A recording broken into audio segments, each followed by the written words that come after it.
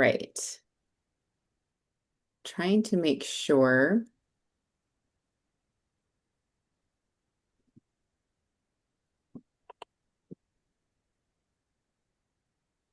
Oops, that's not what I wanted. Okay.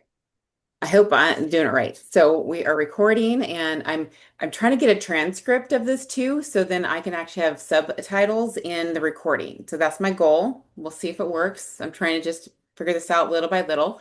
Because I know I like to have subtitles of things. Sometimes I don't listen to it, I'm reading it instead of listening. So I'm trying to make sure that I can figure that out. Versus trying to manually type it all, that's not happening. I'm just going to say that. All right, so this is part two. So Susan and Rachel were able to be at part one last week, and I wasn't sure I was going to be able to do this today, but my schedule opened up and I was like, ooh, I can do part two. So, um, so with that, let me see here, get to my notes. All right. All right, so welcome back. Appreciate you all being here again. And so last week, just as a refresher, we kind of dove into a little bit more of the power of identity and how shifting who we believe we are is really the foundation to lasting change. That identity shift is really going to take us a huge step forward. Um, and today we're going to build on that. So there's a couple things I'm going to share with today. And one I mentioned last week about the 7 levels deep, and we're going to go into that here in a little bit. But before I go into that, I want to take a minute and talk about the gap versus the gain. And I'm not sure, I've talked about this a lot in the past, and I'm not sure if any of you have heard me talk about the gap and the gain. Has anybody heard me talk about the gap and the gain? I think so. Okay. Rachel's yes, and Tab, I think so. Okay. All right. Well, it's gonna be a refresher, but it's really, really powerful. So there's actually a book that is called The Gap and the Game. This is it. It's by Dr. Benjamin Hardy and Dan Sullivan. The Gap and the Game. My blur doesn't like to put it on there. It is a fantastic book. I've listened to it, I think, twice and read through it once. It is absolutely amazing. So I highly do encourage that. But I'm just going to kind of overview the gap and the gain in a real brief. The book will go into it way more eloquently and way better.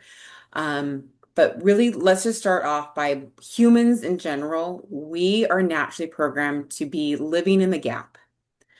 What is the gap? The gap is the space where we are now and our ideal. So we're constantly living in comparison of we're not at our ideal and criticizing us for not being at our ideal. And in any area of your life, think it could be your ideal health, our ideal body, our business, career, relationships, doesn't matter. Fill in the blank. We're always comparing ourselves to our ideal. And our ideal, I'm going to tell you this, is unattainable, period. Because as soon as you get a little closer to that, that ideal changes and it moves. The ideal is always going to change. It's always going to move. It's always going to be out of reach. But yet, as humans, we're constantly comparing ourselves to our ideal. Does anybody else relate to that? Yeah, Yeah. absolutely. And what does that create? If we're constantly comparing ourselves to our ideal that's unattainable because it's always changing, it's always going to be way out in the future, what does that do to us? Stress. A lot, right? Mm-hmm. A lot of stress. Yep, self-doubt. Mm-hmm. Mm. Yes. Yes. All right. And so when we're living in the gap, our focus is always on how far we have left to go, what's missing, what's wrong with me, what should I be doing, but I'm not doing it, Yeah. right? And then what's wrong, again, what's wrong with me? Why not am I doing it? If only did this and I'd be a little closer. We constantly go into that criticism. It just creates that constant comparison game. And in that game, we're always the loser. We're always failing. We're always feeling like we're not worth it and we're less than, and why even bother? Not a Mm. fun place to be, is it? Anybody been there? Like Yeah. more than you Yeah. want to be? Yeah. Okay. So, um, I'm just going through my notes. So living in the gap creates overwhelm, frustration, that inner critic that never shuts up. And so we want to shift that. So let's talk about the gain. Okay, living in the game is really a really powerful thing. So living the game is measuring backward instead of forward. It means how far have I come already? Really looking at where, and you can even go, depend upon what you are looking at. Like most of us are here in a health journey. We're all connected through health. So if we just use health as that, as that place, all of you have a health journey. All of you have come so far. I know this already about each one of you. So if you look back to where you started, or even at your worst, how far have you already come, right? Now that's a different way to look at your life and where you're at. When you look at how far you've come, what feelings, how does that change your perspective of where you're at?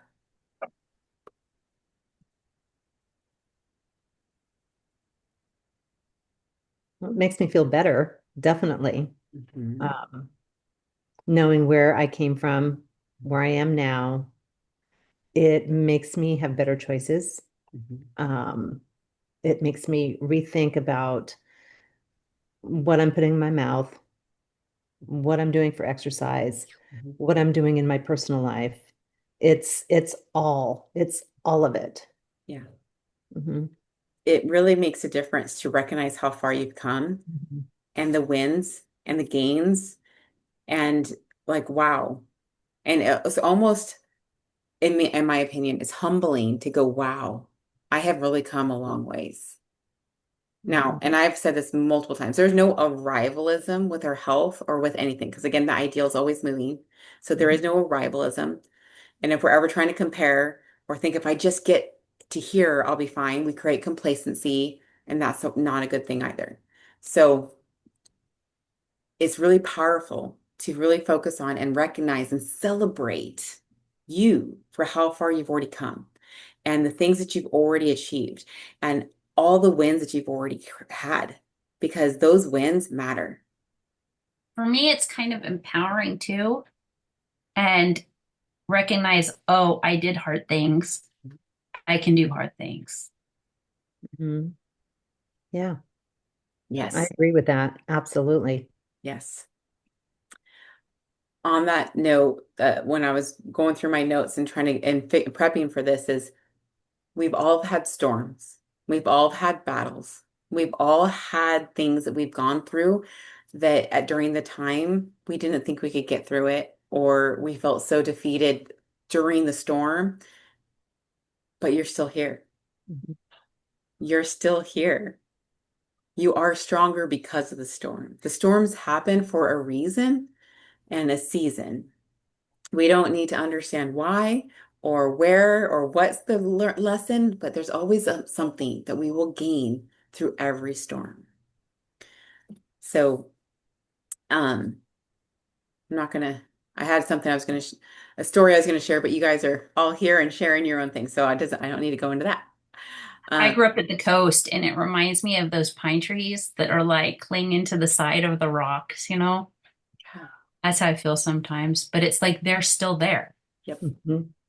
yep, exactly. Have you seen, it reminds me of like a tree that's fallen over, but yeah, out of the middle of this dead tree stump, here's another tree growing Mhm. out of the middle of the tree stump, right?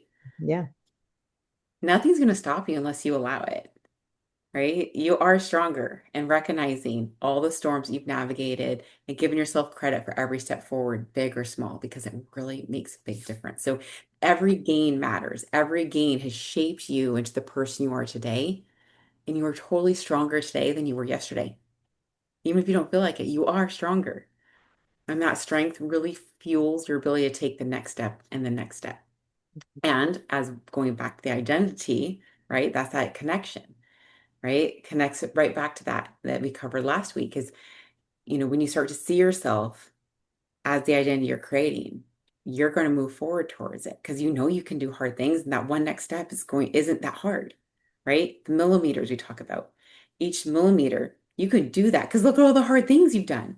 But when you discount the hard things and only look at how far you have left to come, Hmm. every millimeter feels like a mountain. But again, when you go back to the gain, now those millimeters don't feel like a mountain. They feel like a step. That Yeah. makes sense? Hmm. Okay. Um, yeah. So if you see yourself as someone who's always behind, always falling short, you've lived in the gap. And don't make that wrong. As humans, as our society, we live in the gap all the time. So it's just to become aware and you get to choose. Do you want to stay living in that gap and living in that victim and that struggle bus and failure and all that? Or do you want to go, no, look how far I've come. Look at all the mountains, all the storms that I've conquered. It gives you that boost, gives you that confidence to take that next step and then the next step. And each of those steps, it adds to the gain that you've created, right? So see yourself as someone who's becoming, someone who is making progress, someone who is already capable by living in the game. It makes a big difference. Shifting that belief about yourself is so powerful, and celebrating how far you come just makes that belief stick so much. Okay. Any other thoughts or comments on the gap and the gain? I love the gap and the gain. And when you practice it, it's easier and easier to stay in the gain and less in the gap. Hmm. Again, don't make it wrong if you find yourself in the gap because that's very normal. We're human. Everything around us is in the gap. But the more you can surround yourself with others that are like-minded, it'll be easier too. Because I have all these people around you that are in the game and focus on the positive and what we can do and what's our next step. Those are all about the gain and not about the gap. Hmm. Okay. Nice. Next, we're going to go ahead and dive into 7 levels deep exercise. And this is where we're going to take your goal and ask, why is this important to you? And if you did the worksheet that I sent out last week, and if you don't have it, that's fine. I can send it out again. But the worksheet had that exercise in there. But there's a short video that I want to share with you all. This is where I first learned it, was through Dean Graziosi. And I may be pronouncing his name wrong, and that's okay. But I'm going to share with you a short video um, that he has on this. It's like 8 minutes. Okay. So let me get it queued up here. Hang on just a moment. There's a part actually that I want to. Hang on. Don't go playing yet. Just a moment. All right. Let me share this. We'll watch it together and then we'll go into a little bit more. Okay. And I think Rachel and Tabitha, you've seen this already, but it's always good to see again. Ready? There's a part actually that I wanted to go over in your book called Okay. 7 Levels Deep. Is Yeah, that what yeah, it is? yeah. And this is an exercise that you do, Yeah. right? And what is this exercise for? Okay. And how does it go? Okay, so 7 Levels Deep was probably the biggest impact, the biggest thing in the impact of my life ever. Really? Yeah, one day. So I hired a guy named Joe Stump. Do you know Joe Stump? No. Great guy. He's in the marketing world, but I hired him because I want more engagement with my students. So it's all about, if you can get somebody to digest some of your book. If somebody will read 30 pages Yeah. of your book, they'll read the whole book. But how do you get them to the first 30 pages? So I'm always obsessing and trying to create ethical bribes, whatever I can do to Right. get you to take action, right? We know books work. It's the books and the action. So anyway, so Joe comes in and I said, I want to do whatever I can. And he said, have you ever done the 7 Levels Deep? I don't know where he got it from. This is probably about 8 years ago. She was 2, so about 8 years ago. And I said, well, if it's good, just give it to me. Right. I'll take it. Yeah, I'll take yeah. it. And he's like, I want to go through it with you. I'm like, listen, and I paid Joe 10 grand for half a day of consulting at the time. And he's like, I said, I don't want to go through. I just want it. He goes, I won't give it to you unless you do it. So we sit there, and what the 7 Levels Deep is finding, everybody wants to know your purpose and what's this meaning of life and what's my why and all that. I get it, and it's kind of played out, but I don't know if anything really gets to the heart of it as simple as this. So what it basically was, he's like, why would you give me 10 grand for half a day? And I said, because I want to create a company that stands out from everybody else. I want to engage more students, change more lives. And he basically said to me, that's a really great answer. So I asked you why I'm here. And you said you want to engage more students and get more people to change their lives. So why is it important for you to engage more students and change people's lives. And I remember saying, you know, there's a lot of people in this industry that shouldn't be here, and there's some great people. I want to help rise all boats of the good and push the rest down. I want to leave a legacy for my kids. So he said, okay, I asked you why you paid me 10 grand. I'm not going to go through this whole thing. And he's like, you did this, you know, you said you wanted to stand out and you wanted to leave a legacy. So why is it important to leave a legacy? And the whole point is asking the previous question 7 times. I took that day. By the time I got to the third question, what happens is when there was 3 questions left, I should say, he asked me 4 times, it switched from my head to my heart. And I felt my physiology change. I felt my emotions change. I felt like tears welling up. And when he asked me, and I don't even remember what the 4th thing I said, but the 3rd thing I said was, I never want to go backwards. And it got me thinking about things I haven't thought about in years. Wow. I didn't like being the kid with hand-me-downs, and I'd make my parents drop me off down the street with their junky car, and I'd go to lunch. And this is not a poor me. My life was designed to be exactly the way it was, or I wouldn't be the man or the father I am today. But there was days I'd go to school without lunch money, and I just tell my buddies I'm not hungry because we didn't have a buck, right? So I never want to go back there. And I felt that emotion, and it hit me so hard. I'm like, that's what it is. And he's like, well, there's 2 more left. So he said, Dean, why is it important that you never go backwards? And I'm like, God, I don't know. And it hit me, and I thought, my kids, I just want to give them options. I don't want to raise entitled kids or brats, but I want to give them options that I didn't have. And I'm like, that's it. So he's like, well, that's not really it, 'cause it's 7. It's not 9. It's not 5. It's 7 levels deep. And by now I'm crying because I'm thinking about my kids, literally. And I got half my staff there, and I'm like just weeping. And it came to me. He said, why is that important? And it just hit me. And I never knew why I worked so hard since I was cutting firewood in high school and did all stuff. I said, I need to be in control of my life. And these emotions flooded in. Everybody's got their thing, right? But for me, and I'm saying this because I want you at home to be, or when you're watching this, listen to this. I realized that my parents were married 9 times when I was a kid. So I moved 20 times by the time I was 19. Different stepbrothers, stepsisters. Both parents were married. 5 for my dad, Wow. 5 for my mom, 4 for my dad. Oh my gosh. Yeah. It's crazy. Always moving. Like military kids know what that feels like, right? So I'd be in a cul-de-sac with a new stepdad, stepbrother, stepsisters, have the bike, come home one day, and my mom's like, we're moving again. And then I move in with my dad, move in with my grandmother. So I had this crazy hopscotch my whole childhood. There was no certainty. So what I realized at that moment, literally, I'm bawling loose. I mean, like literally crying. It's like, I don't want anybody to ever tell me when to move, how to dress, how to live, how to work, how I'm going to raise my kids. It's definitely not going to kiss somebody's ass for money. Right. And I realized at that moment, my why was I don't want to be a control freak. I just want to be in control. When I was 27, I retired both my parents. I stopped worrying about them. I took care of my grandmother. I take care of some, so I got those problems out of the way. And when I anchored that in, and you watching at home, it's like, if you think you're watching this because you want to be an entrepreneur, or you already are. If you're watching this, you've already had great success in your life. You want that next level, or maybe it's income, or better health, or better diet, or better physiology, whatever it is you want. So many times we think it's because I want to get out of that job. I want this freedom. I just want more money. I want to take the better vacations. And it's 7 times deeper than that. And when you find that, and the reason I know this, not only because it wasn't just transformational to me, is I did live events in Las Vegas for 6 years straight.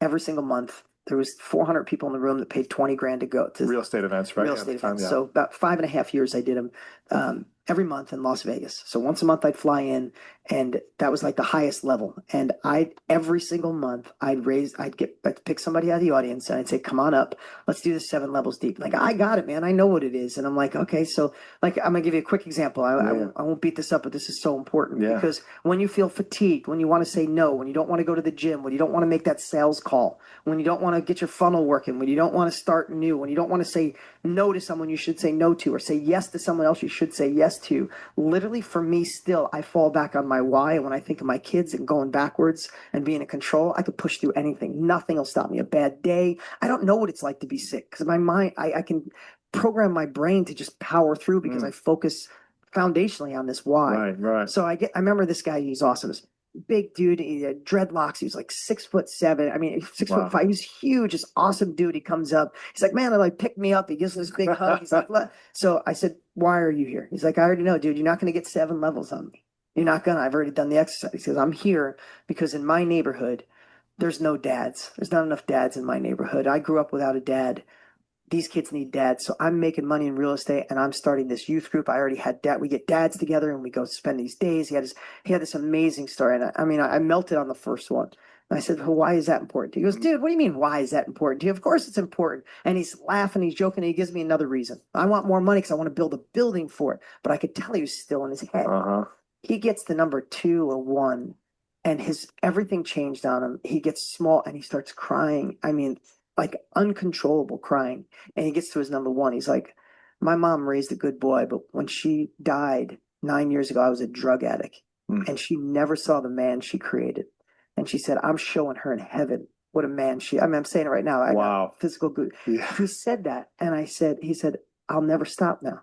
I'll never stop. And again, we all have our own reasons for doing stuff. But when you get to the heart of why you're watching, why you do what you do, it's so much deeper than what you think. And I forget sometimes. I hope I don't sit here and seem like I got my life all figured out. I've been blessed to have I've had more blessings in my life than I ever could imagine. If somebody would have told me at 25, this is where I'd be, I'd say impossible. So I appreciate my blessings, but I'm not perfect at all this stuff, but when I practice these habits, when I think through this, when I recognize my why, the days that I'm off track, the days I think I bit off more than I can chew, or the days where I feel like I plateaued, when I go back to that why, it's like game over. You're not getting in my way. Nothing is. Wow. Got me emotional. What is the, I mean, Okay. All right, just from that, before I go on to anything else, with that, thoughts, comments about the video. It got me thinking about the other night when we were online and we were talking about my why, and I couldn't come up with my why, and I have never come up with my why. And you started asking me questions over and over and over until I came up with the one and I broke down. And that is my why. And now I can do the 7 layers of my why. So thank you for that. You're quite welcome. I did this worksheet right after the part 1, Mhm. I think that evening. And I'd never gone 7 levels deep. You go 1 or 2 or 3, I think, is what he said too. That's what I've experienced. And after I got to the 7th level, I was in tears. Like I had no idea. And the crazy thing is, it was my core belief from the very beginning that I've had for the last 20 years, but it came from this very superficial, you know, I want to lose weight. I want to be taken seriously as a person, as a woman, as an entrepreneur, and down to I want to make a difference in people's lives and I want to bless people without restraint. And I cried for 2 days over that one. That's awesome. Yeah. Yeah. Well, Yeah.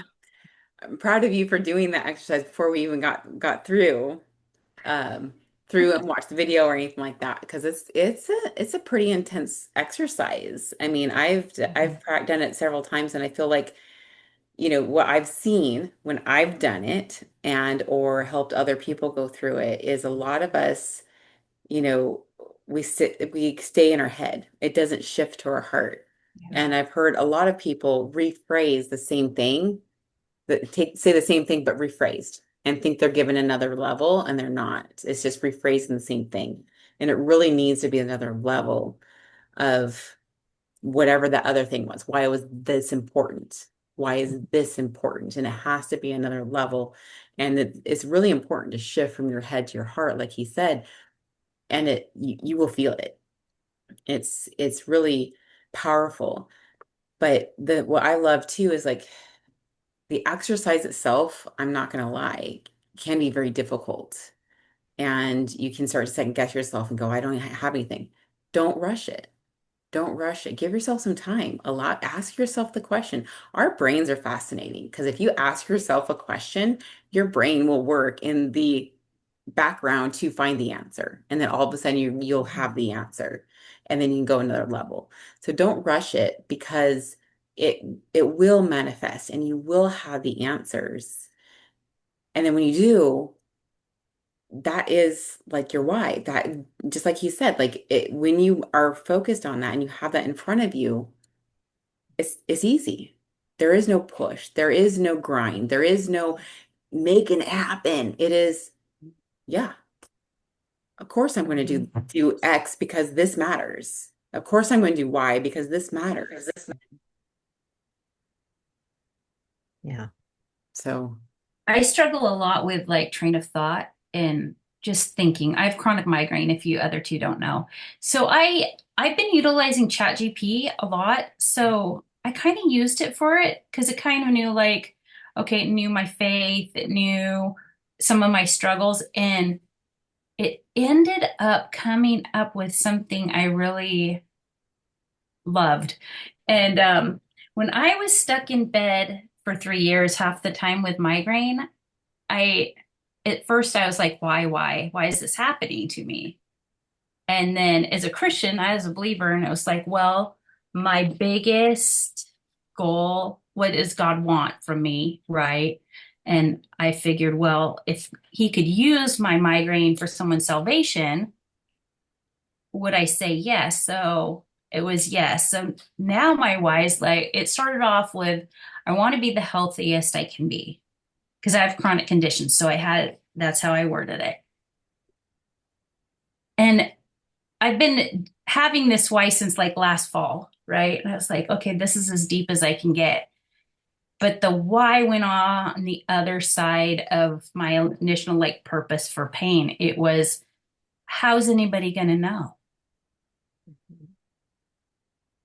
Oh, I have to be healthy enough.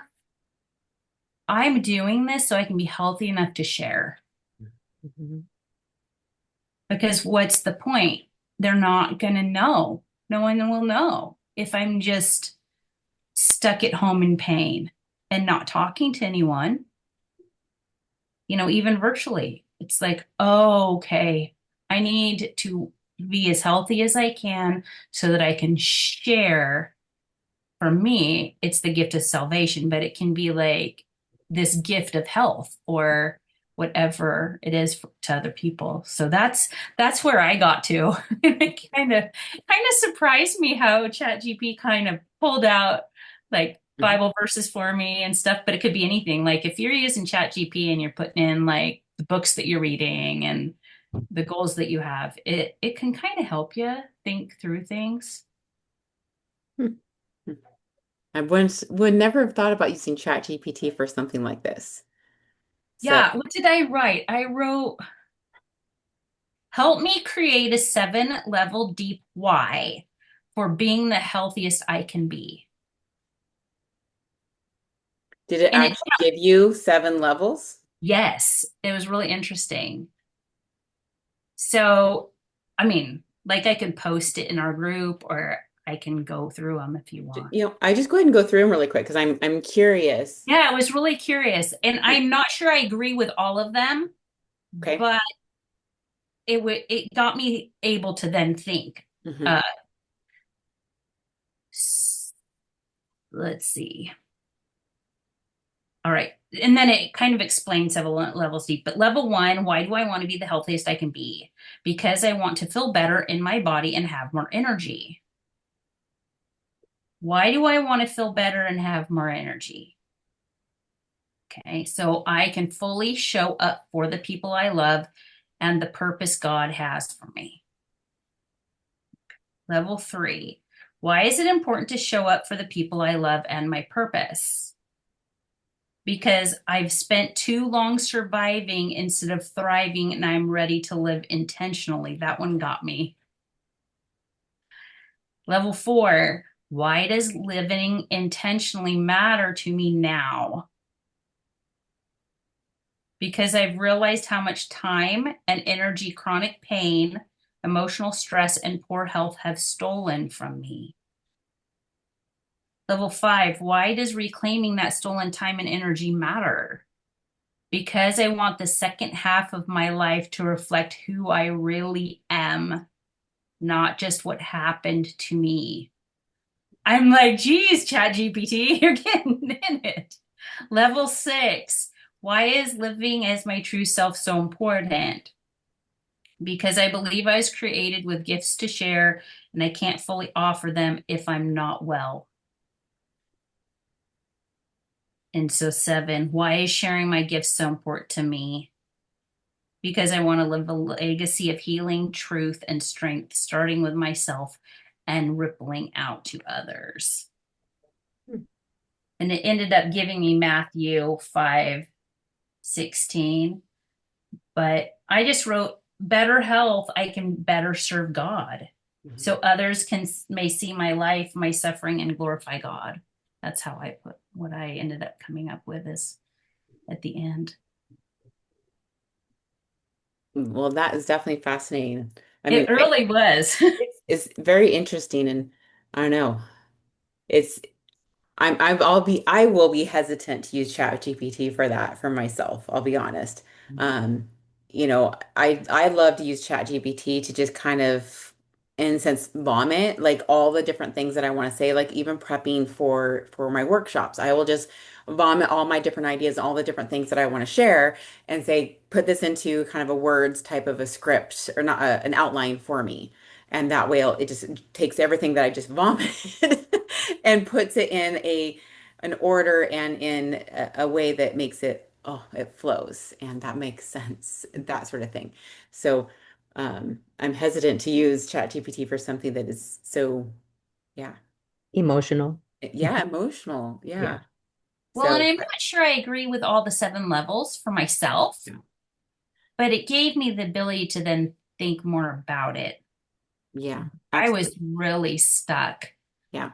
Hmm. Um, and sometimes we just have a mental block, and it just helped me like be able to dig Absolutely. deep. Like, oh wait, Hmm. Mhm. I already found a purpose to my pain. This could actually really relate. Mhm. Okay. Yeah, Yeah. definitely. Well, and thinking like, why is X important? Why is this important? Not just, and just really trying to dig a little bit deeper to where it's truly like that tug at your heartstrings that like when you put it here, you are going to choose this and not the distraction, the whatever, whatever is along with you, what your goals are and what you're working towards. So awesome. Thank you for sharing, Rachel. Appreciate it. And again, and Anne, definitely thank you for sharing for you too, because that was really great. And I love that you did the worksheet before we even dove into this. So There was homework. I did it. it was homework we were going to come back to for part two because we ran out of time, but that's okay. It's all good. Any other thoughts or comments before we kind of wrap up? Mhm. Okay. Well, so really, here's the thing. Motivation doesn't just show up. It's not just going to be there one day. So many times I hear, well, my mindset's right. When I'm ready, I'll make changes, I'll do something. Motivation doesn't show up. Like in part one, we talked about, there's usually three kinds of motivation. And this is really that third kind, that intrinsic motivation. It's not a fear-based motivation and it's not a destination motivation. This is really a a tied to your heartstrings motivation. Yeah. But it's really also built by living in the game, owning your progress, and getting crystal clear on why you're doing this in the first place. Why is it important to you? Get that heart why, get tied to those heartstrings. And when you combine that clarity with the belief that you are already becoming the person that you want to be, you'll Mhm. create that healthy lifestyle that becomes second nature, which is the mission that we are Yeah. on, is creating this healthy lifestyle at second nature. So thank you all for being here. Any last questions or comments before we say goodbye for now? No, I just appreciate you, Brooke, and thank you for this. This was a great meeting. I Yay. learned a lot. Good. Good. I Thank always hope it's valuable. That's always my goal. If as long as it's valuable, yay. Absolutely. It put it in my mind, and now I can think about the different things and come up with my own solutions. Yeah. Wonderful. Awesome. Thank you all for being here. Appreciate every single one of you ladies. Excited, and we will see you guys soon. All right. Thank you. Bye, ladies.